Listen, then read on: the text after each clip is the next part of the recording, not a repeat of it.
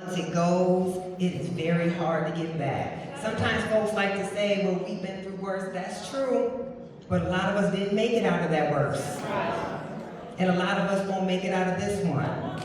So we have to decide now, what are we willing to do? What are we willing to do to stop what they have in store for us? There are more of us than them, but they are way more organized.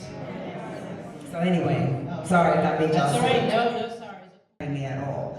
But what was radical about the 1619 Project was to actually make the argument in the New York Times that Black people are the greatest democratizing force in the history of this country, that those white men wrote those words and didn't think they were true and we did, and that this country would not exist, not just without our stolen labor, without our intellect, without our creativity, without our culture, without our determination. That's what made this text radical. So I think we have to understand, this is where I get super nerdy also, you know. I am a Black nerd, that is what I am. This is what I know. When it was illegal for us to learn to read and write, there was a reason it was illegal for us to learn to read and write. How can you keep a people in slavery if they understand concepts of freedom? How can you tell people they're less than human if they can read books and understand their self-worth and that there's an entire abolitionist struggle that's trying to set them free? Right. Frederick Douglass said, once I learned to read, I became ill-suited to be a slave. We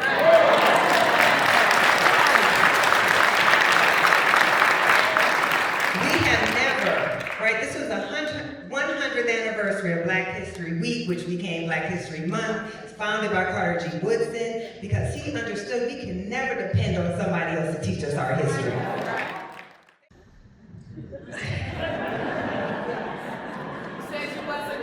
I know, right? So I swallowed it down.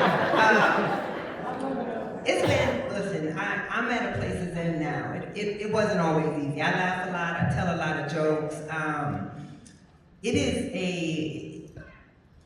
is a frightening thing to have the most powerful man in the world coming out against your project, trying to stoke violence and vitriol against your work. To this day, the 1619 Project is the only specific piece of literature that's banned by name in state law.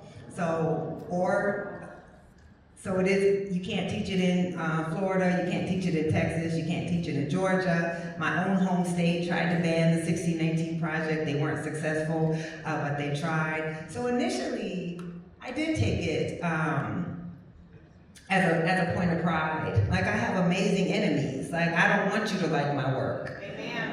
But I also understood, so this was almost 7 years ago, that it was the harbinger of something much more dangerous. That they weren't effective in banning the 1619 Project, but that was the test balloon, right? That was to see what will we allow them to get away with, and now we see. So they start with the 1619 Project, then they went after what they call critical race theory. They were successful in passing those laws. The majority of US states now ban what they call divisive concepts, which really accurate teaching of the history of America. Now we have a presidential administration that's trying to remove sites of slavery, that remove the word racism from Medgar Evers' historic site, that is saying that you can't use the word Black in your research or you can lose funding. So we've now come to a very dangerous period, and we have to ask ourselves, you know, there's a reason that Black people are the only people in the history of the United States for whom it was ever illegal to learn to read and write. There's a